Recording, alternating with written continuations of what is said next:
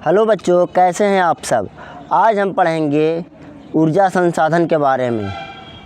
ऊर्जा किसे कहते हैं और ऊर्जा का हमारे दैनिक जीवन में क्या उपयोग है, आज इसी चीज़ के बारे में हम लोग चर्चा करेंगे। अब हम देखते हैं शक्ति या ऊर्जा संसाधन किसे कहते हैं। तो शक्ति या ऊर्जा संसाधन विकास की कुंजी है, यानी कि शक्ति या ऊर्जा के बिना विकास असंभव है। शक्ति या ऊर्जा के स्रोत ही विकास एवं औद्योगिकरण का आधार हैं। देखिए, कोयला, पेट्रोलियम, प्राकृतिक गैस, जल, विद्युत एवं आणविक ऊर्जा यानी कि परमाणु ऊर्जा वाणिज्यिक ऊर्जा स्रोत कहा जाता है। जैसे कि आप मानिए कि आप अगर कोई कंपनी चला रहे हैं तो कंपनी में बिना बिजली या फिर बिना फ्यूल का कोई मशीन तो चलेगा नहीं। तो क्या है कि बिना ऊर्जा का या बिना फ्यूल का औद्योगिकरण होना असंभव है। शक्ति के साधन का वास्तविक विकास 18वीं शताब्दी में औद्योगिक क्रांति के साथ हुआ था। उसी समय क्या हुआ था ना कि बहुत ज़्यादा औद्योगिक क्रांति के कारण हमें ऊर्जा की ज़रूरत थी, और उसी समय से ना पेट्रोलियम और कोयला का बहुत तेज़ी से खोज हुआ और उसका उपयोग भी उस समय बहुत तेज़ी से होना शुरू हुआ। कोयला का उपयोग कर वाष्प शक्ति का विकास इंग्लैंड में हुआ था, यानी कि कोयला का उपयोग करके इंग्लैंड में सर्वप्रथम भाप इंजन बनाया गया था।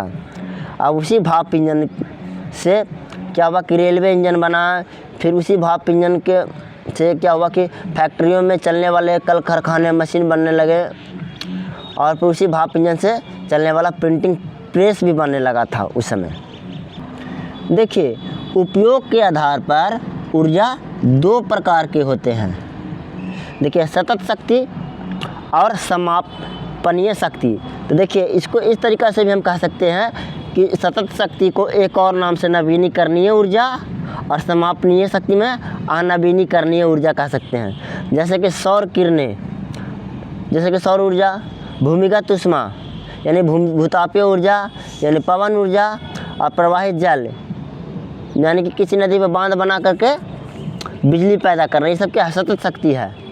ये कभी समाप्त होने वाली ऊर्जा नहीं है। असमापीय शक्ति यानी कि अनवीनीकरणीय ऊर्जा स्रोत, जैसे कोयला, पेट्रोलियम, प्राकृतिक गैस बहुत ज़्यादा मात्रा में उपयोग करेंगे तो आने वाला समय में ये समाप्त हो जाएगा। देखिए, सतत शक्ति को आप लोग नवीनीकरणीय ऊर्जा स्रोत भी कह सकते हैं, और समापनीय शक्ति को अनवीनीकरणीय ऊर्जा स्रोत भी कह सकते हैं। अब देखिए, उपयोगिता के आधार पर भी ऊर्जा दो प्रकार के होते हैं। देखिए, प्राथमिक ऊर्जा में जैसे कोयला, पेट्रोलियम, प्राकृतिक गैस तथा रेडियोधर्मी जैसे कि यूरेनियम वगैरह हो गया, और गौण ऊर्जा या द्वितीयक ऊर्जा में विद्युत हो गया। अब देखिए, विद्युत कैसे द्वितीय ऊर्जा हुआ, कोयला कैसे प्राकृतिक हो गया। देखिए, अब बिजली बनाना है तो हम या तो कोयला को जला करके बिजली बनाएंगे, या फिर पेट्रोलियम को जला करके बिजली बनाएंगे, या फिर प्राकृतिक गैस को जला करके बिजली बनाएंगे, या फिर यूरेनियम से बिजली बनाएंगे। तो इसका प्राथमिक ऊर्जा क्या है, कोयला, पेट्रोलियम, प्राकृतिक गैस और यूरेनियम हो गया। जबकि उससे जो बिजली बनेगा तो द्वितीय ऊर्जा में, यानी ऊर्जा कन्वर्ट हो रहा है क्या चीज़ से, जीवाश्म ईंधन से विद्युत ऊर्जा में। तो क्या हो गया, उसको गौण ऊर्जा या फिर द्वितीय ऊर्जा भी कह सकते हैं। ये हो गया विद्युत ऊर्जा को बदल रहा है ना, जैसे कोयला, पेट्रोलियम सबको हम विद्युत ऊर्जा में बदल रहे हैं, तो इसलिए इसको हम गौण ऊर्जा भी बोलते हैं। अब देखिए, स्रोत की स्थिति के आधार पर ऊर्जा दो प्रकार के होते हैं। जैसे कि क्षयशील ऊर्जा यानी कि जो समाप्त होने वाला ऊर्जा, जैसे कोयला, पेट्रोलियम, प्राकृतिक गैस तथा आणविक खनिज। आणविक में जैसे यूरेनियम हो गया, थोरियम हो गया, सब आणविक में आ गया, या परमाणविक ऊर्जा हो गया। अब अक्षयशील ऊर्जा वैसा ऊर्जा जो कि समाप्त ना हो, जैसे कि अक्षय हो, हमेशा उसका भंडार है। जल प्रवाह, प्रवाही जल, पवन, लहरें, समुद्र की लहरें और सौर शक्ति। जैसे क्षयशील में हो गया कि अनवीनीकरणीय, इसको मान लीजिए अनवीनीक ऊर्जा स्रोत को क्षयशील ऊर्जा भी, और नवीनीकरणीय ऊर्जा स्रोत में क्या हो गया, अक्षयशील यानी कि जो कभी समाप्त ना हो, ऐसा भंडार ऊर्जा का जो कभी समाप्त ना हो अक्षयशील हो गया। और ऊर्जा का ऐसा भंडार जो समाप्त हो जाए आने वाले भविष्य में, उसे क्षयशील बोलते हैं। क्षय का मतलब समाप्त, और अक्षय का मतलब अनंत होता है। इसमें आपको कोई दिक्कत नहीं होना चाहिए। अब देखिए, संरचनात्मक गुणों के आधार पर ऊर्जा को दो भागों में बांटा गया है। यहाँ पर भी देखिए जैविक ऊर्जा और अजैविक ऊर्जा। देखिए जैविक ऊर्जा में क्या है कि वैसा ऊर्जा जो कि किसी जीवन से बनता हो, जैसे वनस्पति, मानव, जानवर, ये सबसे, तो ये क्या है, जैविक ऊर्जा हो गया। और वह अजैविक ऊर्जा, वैसा ऊर्जा जिसमें जीवन ना हो, उसे अजैविक ऊर्जा। जैसे कि जल शक्ति, इसमें तो कोई जीवन का आधार नहीं है। पवन शक्ति, सौर शक्ति या फिर ईंधन शक्ति। अब जैसे जैविक में मानव शक्ति का है, तो मानव में क्या है कि मानव हाथ से काम कर रहा था, जैविक ऊर्जा। या फिर जानवर से हम बैलगाड़ी तान रहे हैं, बैल से, या फिर घोड़ा से घोड़ा गाड़ी, तो इसमें क्या पेशीय ऊर्जा का इस्तेमाल हो रहा है, तो क्या हो गया, जैविक शक्ति हो गया। चलिए अब हम आगे देखते हैं, इसमें आप लोग समझ गए होंगे। अब हम लोग देखते हैं शक्ति के स्रोत के समय के आधार पर ऊर्जा को दो भागों में बांटा गया है। देखिए पारंपरिक ऊर्जा, जैसे कि हम लोग शुरू से जो ऊर्जा का इस्तेमाल कर रहे हैं, जैसे कोयला, पेट्रोलियम और प्राकृतिक गैस, जो कि शुरुआत से इस्तेमाल हो रहा है, उसको हम 18वीं शताब्दी से इसको इस्तेमाल कर रहे हैं, तो ये हो गया सब पारंपरिक हो गया। ये जीवाश्म ईंधन भी हो गया और पारंपरिक हो गया। जबकि और इस जो पारंपरिक ऊर्जा स्रोत है, उससे क्या होता है ना कि ज़्यादा मात्रा में हम लोग को प्रदूषण भी होता है। जबकि गैर पारंपरिक ऊर्जा स्रोत, जैसे कि सूरज का ऊर्जा यानी सौर सेल, पवन ऊर्जा जैसे जो पवन चक्के से प्राप्त होता है, ज्वार भाटा ऊर्जा या परमाणु ऊर्जा, ये सब है ना कि गैर पारंपरिक है, जो कि अब धीरे धीरे इसका विकास हुआ। इसका अब हम आधुनिक युगों में ज़्यादा इस्तेमाल कर रहे हैं। ठीक है, अब आगे चलते हैं। अब हम लोग देखेंगे कोयला के बारे में।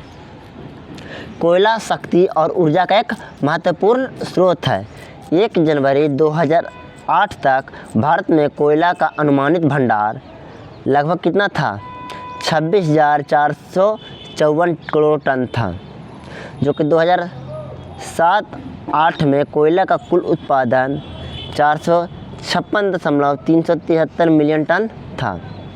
भारत में कोयला भंडार का दो प्रमुख भागों में बांटा गया है। अब देखते हैं कौन कौन से भाग हैं। सो पहला भाग है गोंडवाना समूह और दूसरा है टर्शियरी समूह में। अब हम लोग देखेंगे आगे गोंडवाना समूह के बारे में। देखिए हम लोग गोंडवाना समूह के बारे में जानते हैं। भंडार है गोंडवाना समूह में भारत का 96% कोयला का भंडार है। और गोंडवाना समूह में कोयले का निर्माण 20 करोड़ वर्ष पूर्व हुआ था। गोंडवाना कोयला क्षेत्र मुख्यतः 4 नदी घाटी में पाया जाता है। देखिए दामोदर, सोन, महानंदी तथा वर्धा गोदावरी घाटी में। गोंडवाना कोयला समूह में झारखंड, छत्तीसगढ़, उड़ीसा, महाराष्ट्र, मध्य प्रदेश तथा पश्चिम बंगाल का क्षेत्र आते हैं। यह बहुत इंपॉर्टेंट है कि गोंडवाना कोयला समूह कौन कौन से राज्य में आता है क्षेत्र, तो ये आप लोग को ये बता देना है। ठीक, अब हम लोग देखेंगे टर्शियरी कोयला क्षेत्र। कोयला क्षेत्र में नया एवं घटिया किस्म का कोयला होता है। ये टर्शियरी कोयला क्षेत्र में क्या है, घटिया किस्म का कोयला होता है। टर्शियरी कोयला क्षेत्र में मेघालय, असम, अरुणाचल प्रदेश और जम्मू कश्मीर का क्षेत्र आते हैं। अब हम जानेंगे लिग्नाइट कोयला क्षेत्र के बारे में। लिग्नाइट कोयला निम्न कोटि का कोयला होता है, यानी कि अच्छा कोयला नहीं होता। लिग्नाइट कोयला में नमी ज़्यादा तथा कार्बन कम होता है। अब देखिए कोई भी ईंधन में जितना ज़्यादा कार्बन होगा उतना ज़्यादा अच्छा माना जाएगा। लिग्नाइट कोयला में धुआं अधिक देता है तथा लिग्नाइट कोयला तमिलनाडु, राजस्थान, गुजरात और जम्मू कश्मीर में पाया जाता है। ठीक है, ये ध्यान दीजिएगा। अब देखते हैं कार्बन के आधार पर, मात्रा के आधार पर कोयला को 4 भागों में बांटा गया है। कितने भागों में, 4 भागों में। अब कौन कौन सा, वो भी अब हम लोग देखते हैं कौन कौन से भागों में बांटा गया है। तो देखिए पहले एंथ्रासाइड में बांटा गया है, फिर बिटुमिन्स में बांटा गया है, फिर लिग्नाइट में बांटा गया है और पीट कोयला में बांटा गया है। कोयला ऐसे भी आपको पूछे कितने प्रकार का होता है, तो 4 प्रकार के। कौन कौन, तो एंथ्रासाइड, बिटुमिन, लिग्नाइट और पीट कोयला। अब हम लोग जानेंगे एंथ्रासाइड कोयला के बारे में। क्या कोयला, कौन से कोयला के बारे में, एंथ्रासाइड कोयला के बारे में। जो एंथ्रासाइड कोयला है सर्वोच्च कोटि का कोयला होता है, यानी बहुत अच्छा कोयला होता है। जिसमें कार्बन की मात्रा 90% से अधिक होता है। अभी हम बताए थे कि जिस ईंधन में ज़्यादा मात्रा में कार्बन होगा वो अच्छा ईंधन माना जाएगा। यह जलने पर धुआं नहीं देता है और देर तक ऊष्मा देता है। धुआं नहीं देने का मतलब ना कि कम धुआं देता है, धुआं तो देगा ही देगा। इसे कोकिंग कोयला भी कहा जाता है। यह धातु के गलाने का काम में आता है, यानी कि बहुत अच्छा मात्रा में ऊर्जा देता है हमें, यानी कि यह ताप बहुत अच्छा देता है। अब हम पढ़ेंगे बिटुमिन्स के बारे में। देखिए, बिटुमिन्स में 70 से 90% तक कार्बन का मात्रा होता है। यह भारत में सबसे अधिक बिटुमिन्स कोयला पाया जाता है। ठीक है, अब हम लोग देखते हैं लिग्नाइट कोयला। तो लिग्नाइट कोयला में क्या है कि लिग्नाइट कोयला में 30 से 70% तक कार्बन की मात्रा होता है। और लिग्नाइट कोयला को भूरा कोयला भी कहा जाता है। किस प्रकार का कोयला? भूरा कोयला लिग्नाइट कोयला को कहा जाता है। ठीक है, अगर कभी दे कि भूरा कोयला किस कोयला को कहा जाता है तो लिग्नाइट कोयला को। अब देखते हैं पीट कोयला। पीट कोयला में कार्बन की मात्रा 30% से भी कम होता है, यानी कि पीट कोयला सबसे घटिया किस्म का कोयला होता है। अब हम जानेंगे पेट्रोलियम के बारे में। पेट्रोलियम है सो पेट्रोलियम सबसे महत्वपूर्ण चीज़ है। अब पेट्रोलियम सर्वाधिक महत्वपूर्ण एवं व्यापक रूप से उपयोगी संसाधन है। पेट्रोलियम से गैसोलीन, डीजल, किरासन तेल, स्नेहक यानी कि ग्रीस कहा जाता है जिसको, कीटनाशक दवाएं, पेट्रोल, साबुन और कृत्रिम रेशा, प्लास्टिक आदि बनाए जाते हैं। इसमें आप लोग कोई दिक्कत नहीं होना चाहिए। भारत में पेट्रोलियम और प्राकृतिक गैस का कुल भंडार 17 अरब टन है। भारत विश्व का मात्र 1% पेट्रोलियम उत्पादन करता है। भारत में पहली बार 1866 में असम घाटी में तेल के कुएं खोदे गए थे। बहुत इंपॉर्टेंट है। भारत में सर्वप्रथम कब कुआं खोदा गया था तेल का? तो 1866 में। और कहाँ? तो आसाम की घाटी में।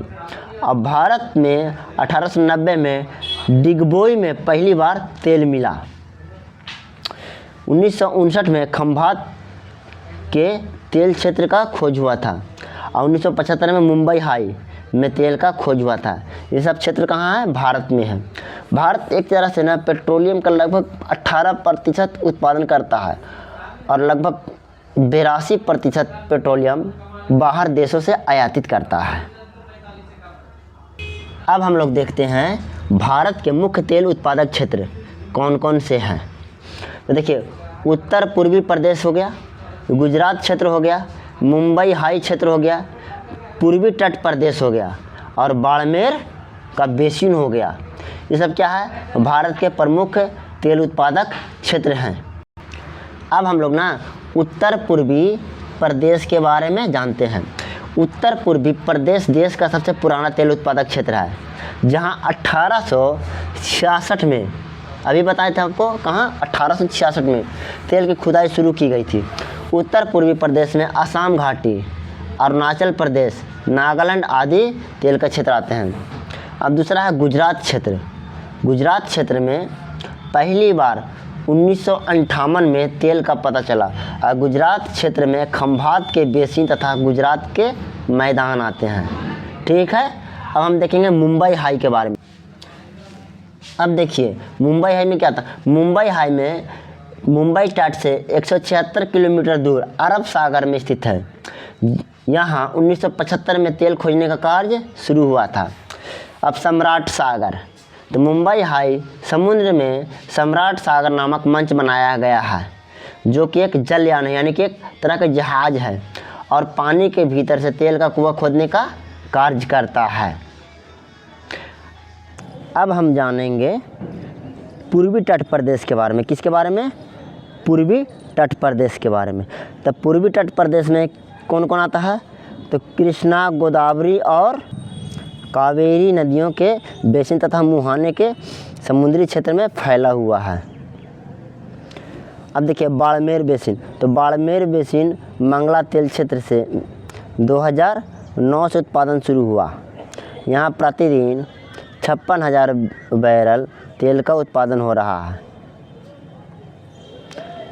अब देखिए हम लोग जानते हैं आगे तेल परिष्करण केंद्र के बारे में, जहाँ पर तेल को शोधित किया जाता है या फिर अलग अलग रूपों में बांटा जाता है।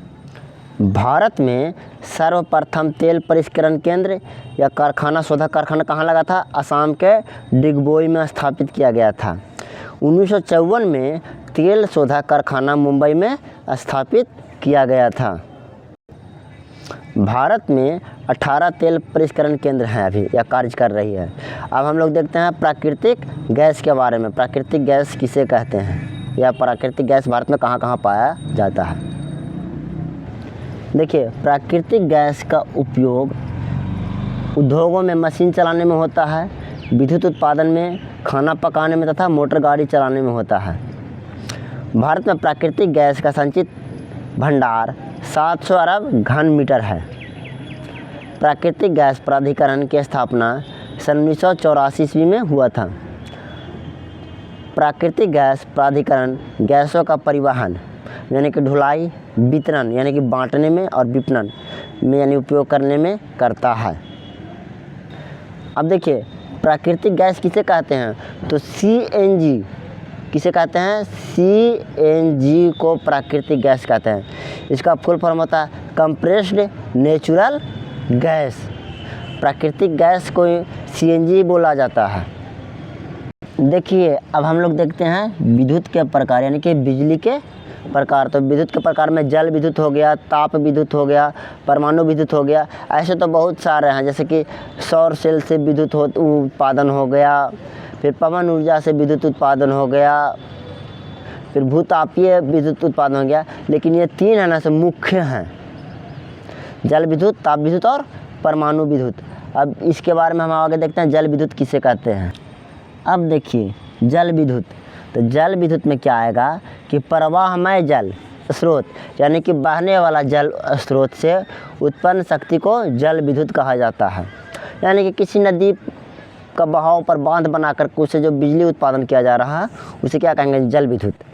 देखिए, भारत में सन 1897 ईस्वी में दार्जिलिंग में प्रथम जल विद्युत संयंत्र की स्थापना किया गया था। 1947 ईस्वी तक भारत में 508 मेगावाट बिजली का उत्पादन होता था। अब हम लोग भारत की प्रमुख जल विद्युत परियोजनाओं के बारे में पढ़ेंगे, जिनमें से पहला है भाखड़ा नागल परियोजना। तो भाखड़ा नागल परियोजना कहाँ पर स्थित है? तो सतलज नदी पर है, याद रखिएगा। भाखड़ा नागल परियोजना भारत की सबसे बड़ी परियोजनाओं में से एक है। भाखड़ा नागल परियोजना से पंजाब, हरियाणा, नई दिल्ली, उत्तराखंड, उत्तर प्रदेश, हिमाचल प्रदेश, राजस्थान तथा जम्मू कश्मीर राज्य को फ़ायदा या फिर लाभ मिलता है। देखिए, और भाखड़ा नागल बांध है ना, जो भारत का सबसे ऊंचा बांध है। कैसा है? तो ऊंचा बांध है। अब हम लोग पढ़ेंगे दामोदर घाटी परियोजना के बारे में। दामोदर घाटी परियोजना दामोदर नदी पर स्थित है। किस नदी पर? तो दामोदर नदी पर। दामोदर घाटी परियोजना से बिहार, झारखंड, पश्चिम बंगाल को लाभ प्राप्त होता है। और दामोदर घाटी परियोजना कहाँ है? तो झारखंड में स्थित है। कोसी नदी परियोजना, तो कोसी नदी परियोजना किस नदी पर स्थित है? तो कोसी नदी पर। और कोसी नदी परियोजना से आधा बिजली नेपाल को और आधा बिजली भारत में बिहार को प्राप्त होती है। अब आगे चलते हैं। अब हम लोग पढ़ेंगे रिहंद परियोजना के बारे में। रिहंद परियोजना सोन की सहायक नदी रिहंद पर स्थित है। गोविंद बल्लभ पंत सागर कृत्रिम झील रिहंद नदी पर स्थित है। रिहंद परियोजना कहाँ है? तो उत्तर प्रदेश में स्थित है। अब हम लोग पढ़ेंगे हीराकुंड परियोजना के बारे में। हीराकुंड परियोजना कहाँ स्थित है? तो महानदी पर स्थित है। हीराकुंड परियोजना उड़ीसा में स्थित है और यह विश्व का सबसे लंबा बांध कौन है? तो हीराकुंड बांध है। अब हम लोग पढ़ेंगे चंबल घाटी परियोजना के बारे में। चंबल घाटी परियोजना कहाँ स्थित है? तो चंबल नदी पर स्थित है। चंबल घाटी परियोजना से राजस्थान और मध्य प्रदेश को लाभ मिलता है। किसे मिलता है? तो राजस्थान और मध्य प्रदेश को लाभ। अब हम लोग जानेंगे तुंगभद्रा परियोजना के बारे में। तुंगभद्रा परियोजना कृष्ण नदी पर की सहायक नदी तुंगभद्रा नदी पर स्थित है। किस नदी पर? तुंगभद्रा नदी पर। किसकी सहायक नदी है? तो कृष्णा नदी की। तुंगभद्रा परियोजना दक्षिण भारत की सबसे बड़ी नदी घाटी परियोजनाओं में से एक है। तुंगभद्रा परियोजना से कर्नाटक एवं आंध्र प्रदेश को लाभ मिलता है। अब हम लोग जानेंगे शरावती परियोजना के बारे में। शरावती परियोजना शरावती नदी पर स्थित है और शरावती परियोजना कर्नाटक में है। शरावती परियोजना से कर्नाटक, केरल, आंध्र प्रदेश, तमिलनाडु और महाराष्ट्र को लाभ मिलता है। अब हम लोग किसको देखेंगे? ताप विद्युत को। जब विद्युत के उत्पादन में कोयला, पेट्रोलियम या फिर प्राकृतिक गैस से प्राप्त ऊष्मा का उपयोग किया जाता है तो इसे क्या कहेंगे? ताप विद्युत कहते हैं। ताप विद्युत का उत्पादन राष्ट्रीय ताप विद्युत निगम द्वारा किया जाता है। 1997 से 98 में ताप विद्युत का उत्पादन 64,000 मेगावाट था, जो कि 2004 में बढ़कर 78,000 में देखिए कितना है, 7,84,921 मेगावाट हो गया है। अब हम जानेंगे परमाणु विद्युत परियोजना के बारे में। जब विद्युत का उत्पादक आणविक खनिजों के विखंडन से होता है तो उसे परमाणु विद्युत कहा जाता है। जैसे ilmenite, vanadium, antimony, graphite, uranium, monazite आदि आणविक खनिज हैं। भारत में मोनाजाइट केरल राज्य में प्रचुरता से पाया जाता है, यानी कि बहुत अधिक मात्रा में पाया जाता है। पिंच ब्लेड में 50 से 80% तक यूरेनियम पाया जाता है। भारत में यूरेनियम का विशाल भंडार झारखंड के जादूगोड़ा में स्थित है। कहाँ है? तो झारखंड के जादूगोड़ा में यूरेनियम का भंडार है। यूरेनियम मेघालय के जयंतिया पहाड़ियाँ तथा आंध्र प्रदेश में भी पाया जाता है। इल्मेनाइट समुद्र तटीय बालू में पाए जाते हैं तथा इल्मेनाइट का भंडार केरल, तमिलनाडु, आंध्र प्रदेश, उड़ीसा और महाराष्ट्र में है। वेनेडियम झारखंड और उड़ीसा में पाया जाता है। ठीक है, अब आगे हम लोग देखते हैं भारत की प्रमुख विद्युत गृह, यानी कि भारत में जो प्रमुख विद्युत उत्पादन केंद्र है उसके बारे में। अब देखते हैं भारत में प्रमुख परमाणु विद्युत गृह कौन कौन से हैं। तो तारापुर परमाणु विद्युत गृह, तारापुर महाराष्ट्र में भारत का पहला विद्युत गृह भी है। राणा प्रताप सागर परमाणु विद्युत गृह कोटा या राजस्थान में है। कलप्पा परमाणु विद्युत गृह कलप्पा में कहाँ? तमिलनाडु में है। नरोरा परमाणु विद्युत गृह बुलंदशहर यानी उत्तर प्रदेश में है। ककरापर परमाणु विद्युत गृह ककरापर में है, गुजरात में स्थित है। कैगा परमाणु विद्युत गृह जगावर कर्नाटक में स्थित है। और कुंडलुकुलम परमाणु विद्युत गृह कहाँ है? कुंडलुकुलम तमिलनाडु में स्थित है। ठीक है, ये सब तो आप ध्यान दीजिए कौन कहाँ है सो। अब हम लोग गैर पारंपरिक ऊर्जा के बारे में पढ़ेंगे। पहले पारंपरिक में पढ़े थे परमाणु ऊर्जा, और क्या पढ़े थे? तापीय ऊर्जा और जल विद्युत ऊर्जा। अब हम पढ़ेंगे गैर पारंपरिक ऊर्जा स्रोत में, जैसे बायोगैस। कौन कौन आता है? तो बायोगैस आता है, सौर ऊर्जा आता है, गैर पारंपरिक में पवन ऊर्जा आता है, ज्वारीय ऊर्जा आता है और तरंग ऊर्जा आता है। इसके बाद भूतापीय ऊर्जा आता है और जैव ऊर्जा आता है।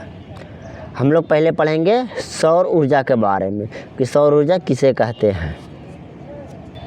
अब देखिए यह सौर ऊर्जा क्या है? जब फोटोवोल्टाइक सेल में विपासित सूरज की किरणों की ऊर्जा में परिवर्तित किया जाता है तो उसे सौर ऊर्जा कहा जाता है। जैसे कि सौर सेल को हम लोग क्या करते हैं, उसमें वोल्टाइक सेल होता है, उसको धूप में रखते हैं तो वो क्या करता है, धूप को विद्युत ऊर्जा में बदल देता है। अब देखिए सौर ऊर्जा प्रकाश, हीटर, कूलर आदि उपकरणों का उपयोग किया जाता है। सौर ऊर्जा की संभावनाएं गुजरात और राजस्थान में अधिक है। अब वहाँ अधिक क्यों है? क्योंकि वर्ष के लगभग 300 दिन वहाँ पर धूप निकलता है, इसके कारण वहाँ पर ज़्यादा संभावना है। अब हम लोग जानते हैं पवन ऊर्जा के बारे में। ठीक, अब देखिए पवन ऊर्जा में पवन चक्कियों की सहायता से प्राप्त की जाती है। आप लोग पवन चक्की देखे होंगे फिल्मों में या फिर कहीं देखे होंगे कि बड़ा बड़ा खंबा रहता है, उसमें 3 पंखुड़ी लगा रहता है और घूमते रहता है। पवन चक्की पवन की गति से चलती है और टरबाइन को चलाती है। इससे ऊर्जा जो निकलता है वो ऊर्जा को क्या करता है, जो गतिज ऊर्जा हवा के द्वारा उसको विद्युत ऊर्जा में परिवर्तित कर देता है। अब देखिए भारत विश्व का सबसे बड़ा पवन उत्पादक देश है। एशिया का सबसे बड़ा परमाणु ऊर्जा संयंत्र डॉक्टर भाभा परमाणु ऊर्जा में लंबा है। गुजरात में कच्छ एशिया का दूसरा सबसे बड़ा संयंत्र तुतिकोरनिया है। देखिए यहाँ पर थोड़ा सा टाइपिंग मिस्टेक हो गया है, ठीक है, इस पर आप लोग थोड़ा सा ध्यान नहीं दीजिएगा। ठीक है, अब आगे हम लोग देखते हैं। देखिए, भारत में पवन ऊर्जा के लिए तमिलनाडु, राजस्थान, गुजरात, महाराष्ट्र तथा कर्नाटक अनुकूल माना जाता है, क्योंकि यहाँ पर है ना कि सालों भर अच्छी मात्रा में पवन चलता है, क्योंकि पवन ऊर्जा के लिए कम से कम 15 किलोमीटर प्रति घंटा के दर से हवा चलना बहुत ज़रूरी है पवन ऊर्जा उत्पादन के लिए। अब हम लोग जानेंगे ज्वारीय तरंग ऊर्जा के बारे में। समुद्री ज्वार में जल गतिशील रहता तथा जिसमें अपार ऊर्जा रहती है, और ज्वारी तथा तरंग ऊर्जा के लिए खंभात की खाड़ी, कच्छ की खाड़ी तथा सुंदरबन अनुकूल है ज्वारीय ऊर्जा दोहन के लिए। अब हम लोग जानेंगे भूतापीय ऊर्जा के बारे में। भूतापीय ऊर्जा भूमि के ताप से प्राप्त होने वाली ऊर्जा को भूतापीय ऊर्जा कहते हैं। जैसे कुछ जगहों पे, खास करके रूस वगैरह जगह में क्या होता है ना कि ज़मीन के अंदर से जो गैस निकालता है उसमें कभी कभी आग लग जाता है, या फिर ज्वालामुखी के ताप के कारण क्या होता है कि जो अंदर ज़मीन में पानी जाता है वो भाप होकर के फिर ऊपर बाहर की तरफ निकलने लगता है। उस भाप के जरिए ना हम लोग टरबाइन चलाते हैं, और उसी टरबाइन से बिजली उत्पादन किया जाता है। इसी को भूतापीय ऊर्जा कहा जाता है। भारत का पहला भूतापीय ऊर्जा संयंत्र हिमाचल प्रदेश के मणिकरण में है, और भारत का दूसरा भूतापीय ऊर्जा लद्दाख के दुर्गा घाटी में स्थित है। अब हम लोग जानेंगे बायोगैस के बारे में। ग्रामीण क्षेत्र में कृषि अपशिष्ट, पशुओं का और मानव का जनित अपशिष्ट या मल का उपयोग घरेलू बायोगैस बनाने में किया जाता है, उसे हम बायोगैस कहते हैं। अब गोबर गैस, पशुओं के गोबर से गैस जो तैयार करने वाला संयंत्र को गोबर गैस प्लांट के नाम से जाना जाता है। और गोबर गैस से किसानों को ऊर्जा तथा उर्वरक, यानी कि जो गोबर का जो अपशिष्ट बचता है उससे उर्वरक प्राप्त हो जाता है। अब देखिए जैव ऊर्जा। तो देखिए जैव ऊर्जा में क्या कि जैविक पदार्थ से प्राप्त ऊर्जा को जैव ऊर्जा कहा जाता है। अब देखिए शक्ति संसाधनों के संरक्षण का उपाय। तो देखिए ऊर्जा का उपयोग में कमी ला करके, ऊर्जा को बचत करके, ऊर्जा का नवीन क्षेत्रों में खोज किया करके, ऊर्जा के नए नए वैकल्पिक साधनों का उपयोग करके अंतर्राष्ट्रीय सहयोग करना चाहिए और ऊर्जा का संरक्षण करना चाहिए। अब देखिए आज अगर हम ज़्यादा मात्रा में पेट्रोलियम और कोयला को जलाएंगे तो क्या होगा, वो आने वाले समय में ख़त्म हो जाएगा, और फिर क्या होगा ना कि इससे बहुत ज़्यादा मात्रा में प्रदूषण भी होता है। अब चैप्टर समाप्त। अब हम लोग पढ़ेंगे ऑब्जेक्टिव आंसर क्वेश्चन। किस राज्य में खनिज तेल का विशाल भंडार है? तो कहाँ? असम में। भारत में किस स्थान पर पहला परमाणु विद्युत केंद्र का स्थापना किया गया था? तो तारापुर में, हम आपको बताए भी थे अभी। अब देखिए कौन सा ऊर्जा स्रोत अनवीनीकरणीय है? तो कोयला है, इसमें कोई दो राय नहीं कि कोयला दोबारा नहीं बना सकता है। और प्राथमिक ऊर्जा का उदाहरण कौन नहीं है? तो प्राथमिक ऊर्जा का उदाहरण कौन नहीं है? देखिए यहाँ पर थोड़ा सा क्वेश्चन टाइपिंग मिस्टेक हुआ है। यहाँ क्या दिया है? प्राथमिक ऊर्जा का उदाहरण कौन नहीं है। तो इसमें सिर्फ विद्युत है जो प्राथमिक ऊर्जा नहीं है, नहीं तो बाकी सब है ना। प्राकृतिक गैस में प्राथमिक है, जो क्योंकि प्राकृतिक में मूल रूप में पाया जाता है। कोयला भी प्राथमिक है, पेट्रोलियम में प्राथमिक है, खाली विद्युत है जो प्राथमिक नहीं है। क्योंकि कोयला चाहे पेट्रोलियम चाहे प्राकृतिक गैस को जला करके विद्युत ऊर्जा बनाया जाता है। ऊर्जा के गैर पारंपरिक स्रोत कौन है? तो सौर ऊर्जा है। अब गोंडवाना समूह में कोयला का निर्माण कब हुआ था? तो 20 करोड़ वर्ष पहले हुआ था। देखिए भारत में कोयला का सर्वप्रमुख उत्पादक राज्य कौन है? तो झारखंड है। सर्वोच्चम कोयला का प्रकार कौन सा है? तो एंथ्रासाइड है। यहाँ पर 90% से ज़्यादा इसमें कार्बन पाया जाता है। मुंबई हाई क्यों प्रसिद्ध है? तो खनिज तेल के लिए। अब देखिए भारत का प्रथम यानी कि सबसे पहला तेल शोधक कारखाना कहाँ स्थित है? तो डिगबोई में। प्राकृतिक गैस किस खनिज के साथ पाया जाता है? तो पेट्रोलियम के साथ। भाखड़ा नागल बांध परियोजना किस नदी पर स्थित है? सतलज पर। दक्षिण भारत की सबसे बड़ी नदी घाटी परियोजना कौन सा है? तो तुंगभद्रा नदी घाटी परियोजना। देखिए ताप विद्युत केंद्र का उदाहरण क्या है? तो बरौनी। अरे बहुतों सारा ताप विद्युत केंद्र है, लेकिन ये बरौनी इसमें ऑप्शन दिया हुआ था 4, उसमें से बरौनी था। यूरेनियम का प्रमुख उत्पादक स्थल कौन है? तो जादूगढ़, ये झारखंड में स्थित है। एशिया का बड़ा परमाणु विद्युत गिरी पहले तारापुर था, अब तो बहुत सारे हो गए हैं, इससे भी बड़ा हो गया है। भारत के किस राज्य में सौर ऊर्जा का विकास का सर्वाधिक संभावना है? तो राजस्थान में। ज्वारीय एवं तरंग उत्पादन हेतु ऊर्जा के उत्पादन के लिए भारत में अनुकूल परिस्थितियाँ कहाँ पाई जाती है? तो सबसे ज़्यादा खंभात की खाड़ी में। कहाँ? तो खंभात की खाड़ी में।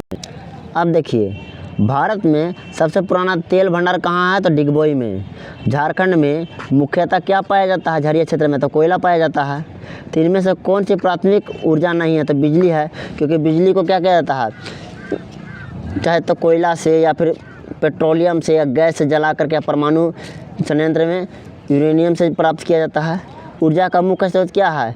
कोयला, पेट्रोलियम, विद्युत। ऊर्जा का सबसे मुख्य स्रोत अगर कोई कहेगा ना कि क्या है, तो सर्वप्रथम ये लिखिएगा सूर्य। ये सब बाद में आते हैं कि अगर सूरज ही नहीं होगा तो कुछ नहीं होगा। तारापुर ऊर्जा केंद्र है तो कहाँ स्थित है? तो महाराष्ट्र में स्थित है। ठीक है बच्चों, ये ऊर्जा का मुख्य स्रोत अगर देगा कोयला, पेट्रोलियम, विद्युत और फिर उसमें सूरज दे देगा तो पहले आप लोग सूरज मारना है आप लोगों को, ठीक? क्योंकि प्रमुख रूप से सूरज ही है। देखिए, धरती पर जीवन का आधार ही सूरज है। सूरज के बिना धरती पर जीवन संभव है ही नहीं।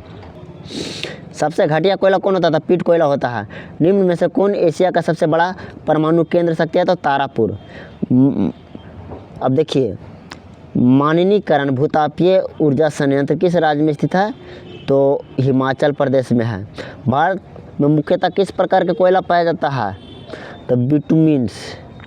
भारत की प्राचीनतम कोयला खान और प्राचीनतम कोयला कौन कहाँ है? तो देख लेते हैं हम लोग। तो रानीगंज में है। कहाँ स्थित है? तो रानीगंज में।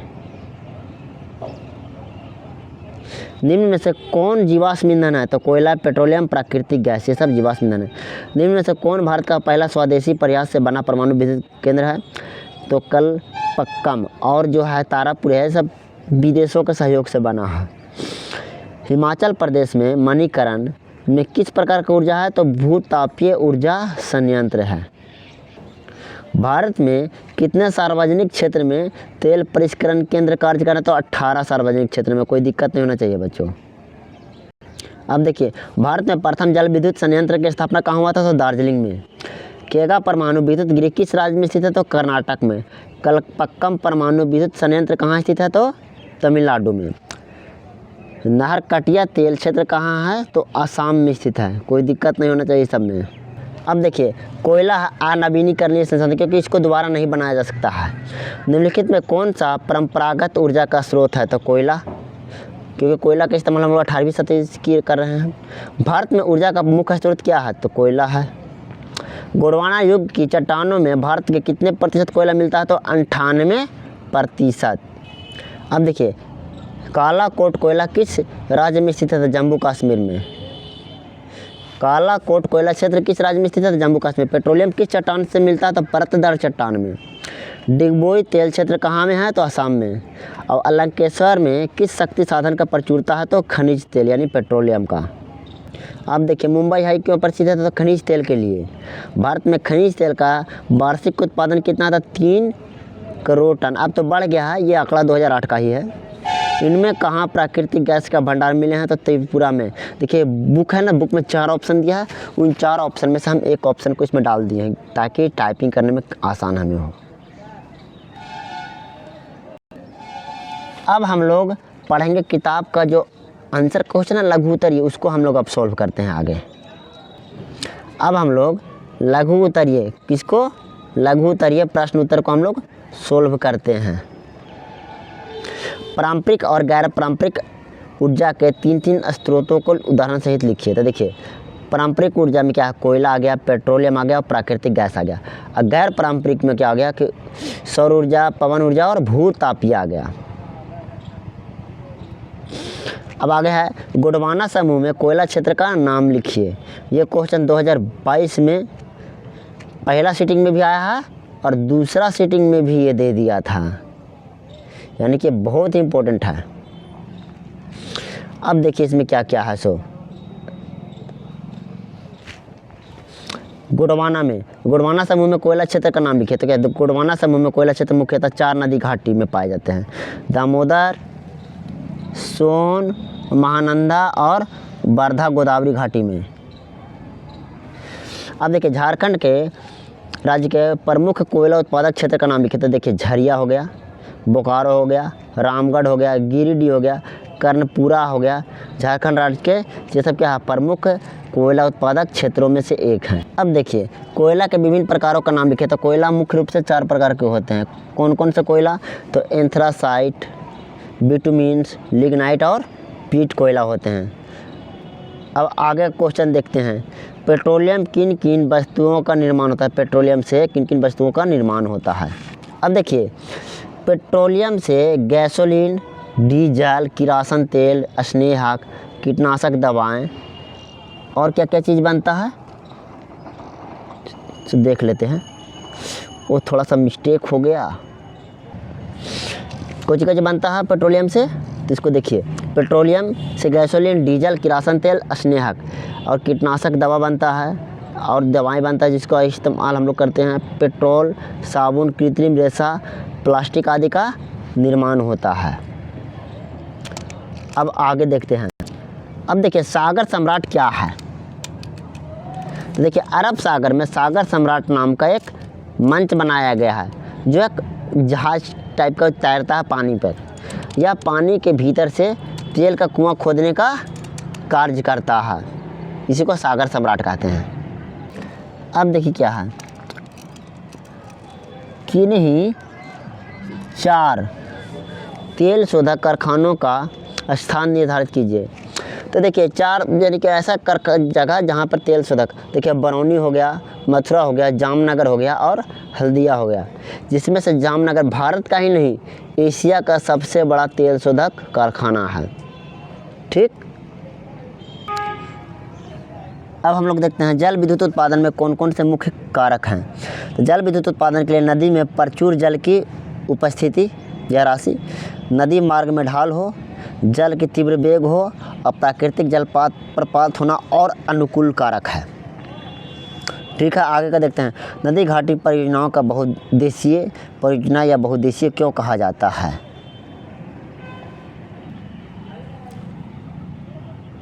तो देखिए नदी घाटी परियोजना का निर्माण कई उद्देश्य से किया जाता है, इसीलिए इसे बहुउद्देशीय परियोजना कहा जाता है। नदी घाटी परियोजनाओं का उद्देश्य क्या? सिंचाई करना, बिजली उत्पादन करना, बाढ़ को रोकना, मिट्टी के कटाव को रोकना और मछली पालन करना आदि। अब आगे का सवाल हम देखते हैं। अब देखिए निम्नलिखित नदी घाटी परियोजना में किन राज्यों में स्थित है? तो हीराकुंड उड़ीसा में स्थित है, तुंगभद्रा कर्नाटक में है, रिहंद उत्तर प्रदेश में है। सोन नदी घाटी परियोजना आप देख लीजिएगा कहाँ है, तो बिहार में है। कोसी नदी घाटी परियोजना कहाँ है? तो बिहार में है। ठीक है, अब आगे देखते हैं।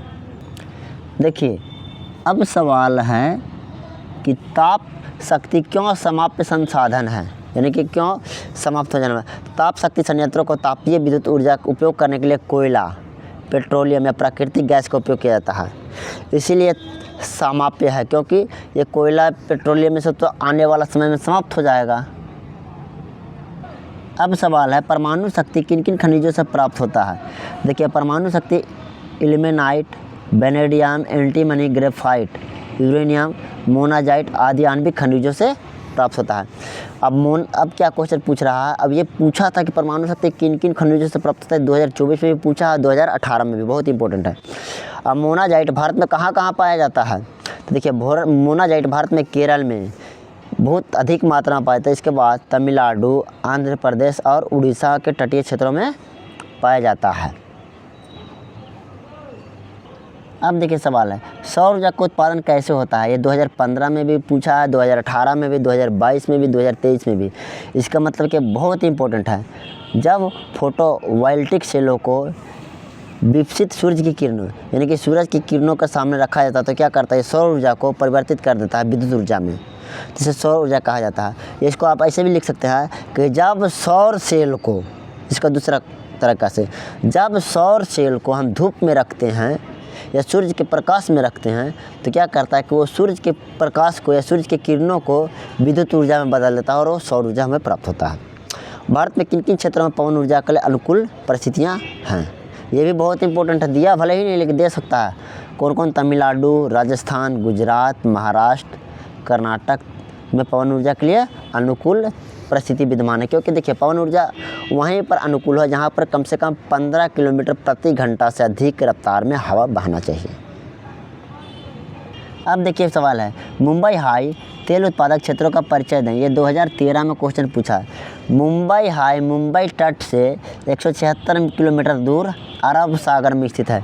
ये क्वेश्चन ऑब्जेक्टिव में भी देगा कि मुंबई तट से मुंबई हाई कितना किलोमीटर दूर है, तो 176 किलोमीटर। यहाँ 1975 में तेल खोजने का कार्य शुरू हुआ था। और मुंबई हाई समुद्र से सागर सम्राट नाम का एक मंच पर बनाया गया है, जो कि एक जलयान है और पानी के भीतर से तेल को कुआं खोदने का कार्य करता है। अब देखिए एक बहुत इंपॉर्टेंट क्वेश्चन आ गया है, 2019 में पूछा भी जा चुका है या फिर पूछा जा सकता है। पेट्रोलियम का महत्व कोयला से अधिक क्यों है? देखिए कोयला की तुलना में पेट्रोलियम कम प्रदूषण फैलाता है।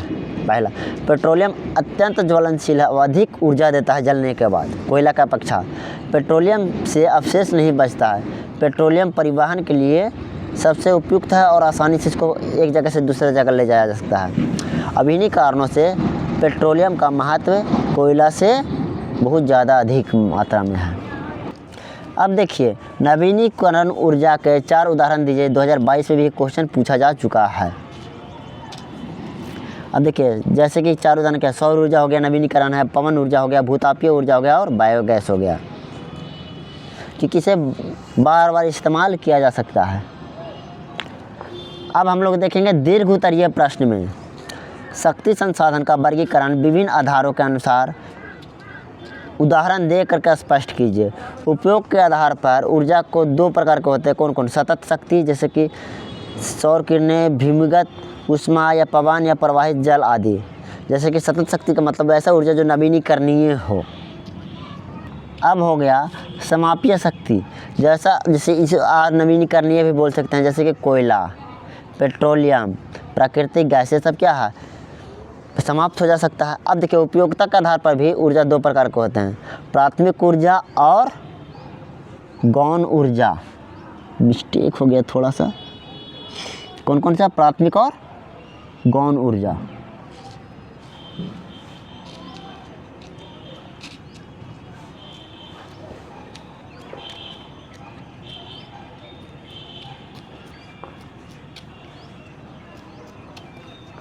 अब देखिए जैसे कि प्राथमिक ऊर्जा में क्या आ रहा है, कोयला, पेट्रोलियम, प्राकृतिक गैस तथा रेडियो एक्टिव खनिज जैसे कि यूरेनियम हो गया, थोरियम हो गया। अब गौण ऊर्जा में विद्युत स्रोत की स्थिति के आधार पर ऊर्जा 2 प्रकार के होते हैं, जैसे क्षयशील वैसा ऊर्जा जो कि समाप्त हो जाए और वैसा ऊर्जा जो अक्षयशील जो समाप्त ना हो, जैसे कोयला, पेट्रोलियम, प्राकृतिक गैस, आणविक खनिज, ये सब क्या है, क्षयशील है। देखिए विद्युत ऊर्जा क्या है, गौण ऊर्जा है। क्योंकि देखिए विद्युत ऊर्जा गौण ऊर्जा इसलिए है क्योंकि उसको प्राथमिक ऊर्जा को दहन से बनाया जाता है, जैसे कोयला, पेट्रोलियम, प्राकृतिक गैस, ये सब के से बनाया जाता है। अब देखिए ऊर्जा फिर से 2 प्रकार का होता है, देखिए क्षयशील ऊर्जा और अक्षयशील ऊर्जा। जैसे कोयला, पेट्रोलियम, प्राकृतिक गैस और खनिज क्या अच्छा है, कुछ दिन में समाप्त हो जाएंगे। जैसे इसे क्षयशील भी बोल सकते हैं या फिर अनवीनीकरणीय भी बोल सकते हैं। ठीक, अब अक्षयशील में इसे नवीनीकरणीय भी बोल सकते हैं या अक्षयशील जिसका भंडार कभी समाप्त ना हो, जैसे कि प्रवाहित जल, पवन, लहर, सौर शक्ति। संरचना के आधार पर अब देखिए ये सब क्या है, अक्षयशील है। अब संरचना के आधार पर भी ऊर्जा को 2 भागों में बांटा गया है। अब देखिए जैविक ऊर्जा और अजैविक ऊर्जा। देखिए जल शक्ति, पवन शक्ति और सौर शक्ति, ईंधन, ये सब क्या है, अजैविक है। अजैविक में जैसे कि मानव हो गया, प्राणी हो गया, वनस्पति हो गया, इससे ऊर्जा जो है सब जैविक हो गया। अब शक्ति के आधार पर भी ऊर्जा को 2 भागों में बांटा गया है, जैसे पारंपरिक ऊर्जा जैसे कोयला, पेट्रोलियम तथा प्राकृतिक गैस, और गैर पारंपरिक में सूरज, पवन, ज्वार, परमाणु ऊर्जा, सब क्या है, गर्म झरने से निकलने वाला ऊर्जा, ये सब क्या है, गैर पारंपरिक ऊर्जा स्रोत है। भारत में पारंपरिक शक्ति के विभिन्न स्रोत के रूप में प्रस्तुत कीजिए। देखिए भारत में पारंपरिक शक्ति विभिन्न स्रोत का वर्णन इस प्रकार है। जैसे पहला में हो गया कोयला। देखिए कोयला शक्ति और संसाधन के रूप में भारत में सबसे प्राचीन और महत्वपूर्ण संसाधन रहा है। भारत में 4 प्रकार के कोयला पाया जाता है। जैसे भारत में कोयला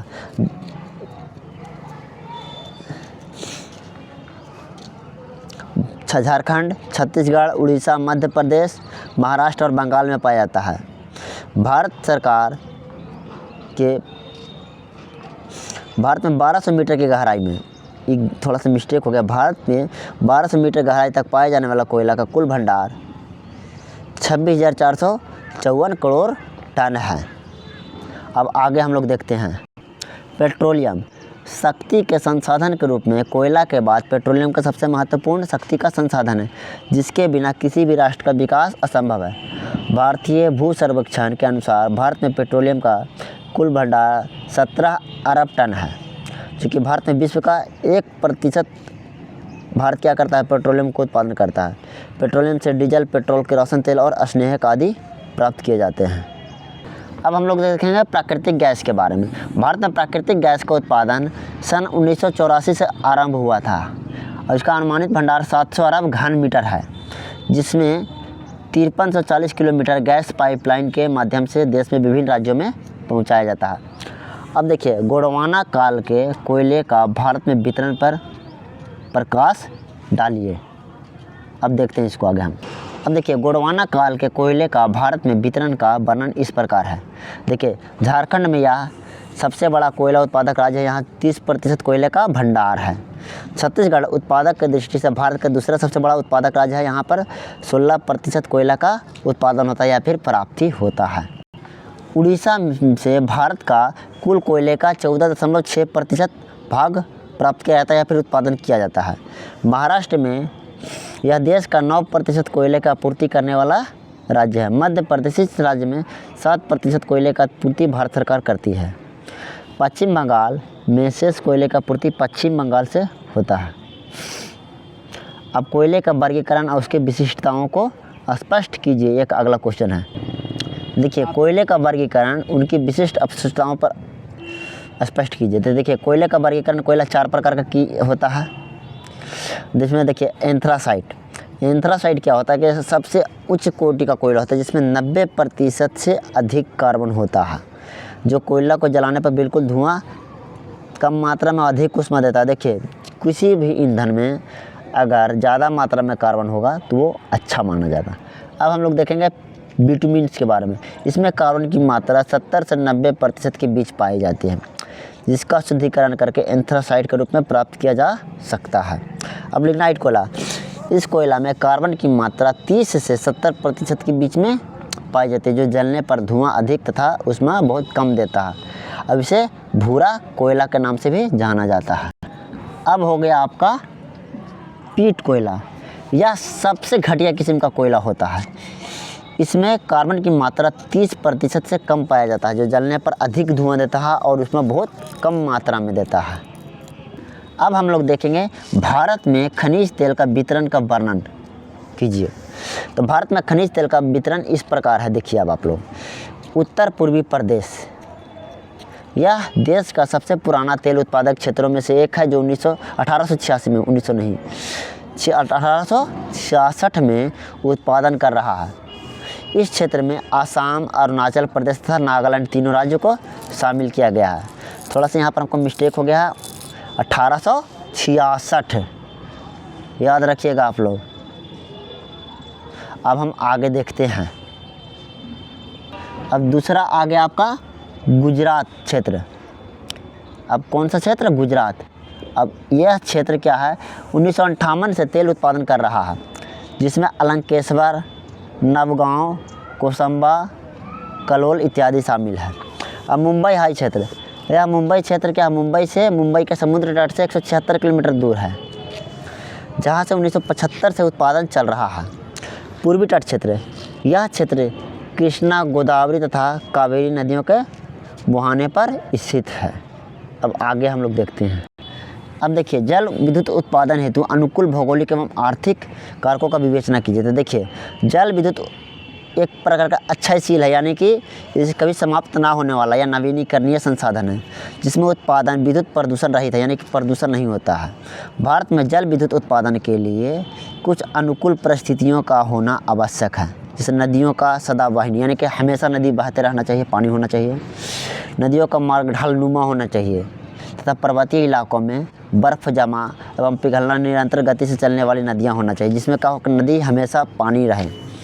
और जल विद्युत उत्पादन के लिए उपरोक्त अनुकूल परिस्थितियाँ एवं भौगोलिक दशाओं का आर्थिक कारक के रूप में औद्योगिक विकास, वाणिज्यिक विकास एवं व्याप्त पूंजी परिवहन के साधन तथा तकनीकी का विकास एवं बाजार का होना आवश्यक है, ताकि जल विद्युत का उत्पादन के साथ साथ लागत और खर्च भी प्राप्त किया जा सके। इसमें आप लोगों को कोई दिक्कत नहीं होना चाहिए। अब देखिए हम लोग को क्या करना है, कुछ पॉइंट्स दिया उस पर संक्षिप्त टिप्पणी देना, जैसे भाखड़ा नागल पर संक्षिप्त टिप्पणी देना। भाखड़ा नागल परियोजना, यह परियोजना भारत की सबसे बड़ी परियोजनाओं में से एक है। सतलज नदी के ऊपर 225 नहीं है, 265 है। ये कितना है? 265 है। ये थोड़ा सा मिस्टेक हो चुका है शायद। 265 मीटर ऊंचा बांध है। 7 लाख किलोमीटर बिजली का उत्पादन होता है प्रतिवर्ष। यह पंजाब, हरियाणा, उत्तर प्रदेश, दिल्ली जैसे राज्यों में इसका लाभ होता है। इसका लाभ 2 तरीके से होता है, एक तो बिजली उत्पादन से, दूसरा सिंचाई के लिए नहरों को निकाल करके उनसे सिंचाई किया जाता है पानी से। अब देखेंगे हम लोग दामोदर घाटी परियोजना के बारे में। यह परियोजना दामोदर नदी पर स्थित है। कहाँ स्थित है? तो दामोदर नदी पर। नदी के ऊपर बांध बना करके इसको प्रारंभ किया था। किस नदी पर? तो दामोदर नदी पर। यहाँ से 1300 मेगावाट विद्युत का उत्पादन होता है, जिसका लाभ झारखंड, बिहार और पश्चिम बंगाल को मिलता है। ठीक है। अब हम लोग देखेंगे कोसी परियोजना। तो यह नेपाल के निकट हनुमान नगर के पास कोसी नदी के ऊपर बांध बना करके निर्माण किया गया है। यहाँ से लगभग 20,000 किलोवाट जल विद्युत का उत्पादन हो रहा है, जिसका 50% उपयोग भारत करता है और 50% उपयोग नेपाल और भारत में बिहार करता है। ठीक है। हीराकुंड परियोजना, यहाँ महानंदी नदी पर उड़ीसा के अंदर 4801 मीटर ऊंचा बांध का निर्माण किया गया। ऊंचा नहीं है, लंबा है हीराकुंड, ऊंचा गलत हो गया यहाँ पर। 4801 मीटर लंबा बांध, जिससे 2,70,000 किलोवाट विद्युत का उत्पादन किया जाता है। हीराकुंड क्या भारत का ही नहीं, एशिया का सबसे लंबा बांध है। ठीक। हम लोग पढ़ेंगे किसके बारे में? रिहंद नदी परियोजना के बारे में। यह किस नदी पर स्थित है? तो रिहंद नदी पर। यह कहाँ है? तो उत्तर प्रदेश में है, जिस पर लगभग 934 मीटर लंबा बांध बना करके 30 लाख किलोवाट जल विद्युत का उत्पादन हो रहा है, जिसका लाभ केवल उत्तर प्रदेश को मिलता है। अब हम लोग जानेंगे तुंगभद्रा परियोजना। यह दक्षिण भारत का सबसे बड़ी परियोजना है। यह कर्नाटक में कृष्णा नदी के ऊपर बांध बना करके निर्माण किया गया है। इससे लगभग 1 लाख किलोवाट जल विद्युत का उत्पादन हो रहा है, जिससे कर्नाटक को लाभ मिल रहा है इससे। ठीक। जिसका लाभ कर्नाटक सिर्फ उठा रहा है। देखिए भारत के किन्हीं 4 परमाणु विद्युत गृह का उल्लेख कीजिए तथा उनकी विशेषताओं को स्पष्ट कीजिए। तो देखिए भारत के 4 परमाणु विद्युत गृह में से एक है तारापुर परमाणु विद्युत गृह। यह एशिया महादेश का सबसे बड़ा परमाणु विद्युत गृह है। अब तो नहीं है, अब तो और भी हो गया है, लेकिन जो बुक के हिसाब से तो यही है, जिसकी उत्पादन क्षमता 200 मेगावाट है। इसकी सबसे बड़ी विशेषता यह है कि यह यूरेनियम के बदले थोरियम से विद्युत उत्पादन करता है। हाँ बच्चों, तो यहाँ पे थोड़ा सा टाइपिंग मिस्टेक है। जो थोरियम जो लिखा हुआ है ना कि थोरियम को इस्तेमाल होता है, तो थोरियम का भी किसी भी परमाणु विद्युत गृह में उत्पादन नहीं होता, बल्कि यहाँ भी यूरेनियम का ही उत्पादन होता है। ठीक है। अब हम जानेंगे राणा प्रताप सागर परमाणु विद्युत गृह। यह राजस्थान में कोटा के अंदर चंबल नदी के किनारे स्थित है, जिसकी उत्पादन क्षमता 100 मेगावाट है। अब इसकी विशेषता यह है कि इसको कनाडा सरकार के सहयोग, यानी कनाडा देश के सहयोग से स्थापित किया गया है। कलपक्कम परमाणु विद्युत गृह तमिलनाडु राज्य का स्थित है। यह 1983 में एवं 1985 में से 335 मेगावाट विद्युत का उत्पादन कर रहा है। इसकी विशेषता यह है कि यह पूर्ण रूप से स्वदेशी तकनीकी यानी कि भारत की तकनीक पर आधारित है। अब हम लोग देखेंगे नरौरा परमाणु विद्युत गृह। यह उत्तर प्रदेश के बुलंदशहर के पास स्थित है, जिसकी उत्पादन क्षमता 235 मेगावाट है, जो पूर्णतः आधुनिक तकनीकी पर आधारित है। अब देखिए ऊर्जा संकट क्या है। ऊर्जा शक्ति ऊर्जा संसाधनों के संरक्षण हेतु कौन कौन से कदम उठाए जा सकते हैं। तो देखिए ऊर्जा की आपूर्ति की कमी ऊर्जा संकट कहलाता है, यानी कि हमें ऊर्जा का अधिक मात्रा में आवश्यकता है, ऊर्जा हमें कम मिल रहा है, तो क्या ऊर्जा संकट है।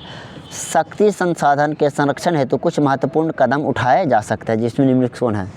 जैसे ऊर्जा का उपयोग में कमी, जैसे ऊर्जा विकास की रीढ़ है, इसीलिए प्रत्येक नागरिक को ऊर्जा का दुरुपयोग से बचना चाहिए, यानी कि बिना मतलब का ना हमें घर पे ना बिजली बल्ब पंखा फ्रिज कूलर ये सब नहीं चलाना चाहिए, ताकि विकास प्रक्रिया बाधित ना हो।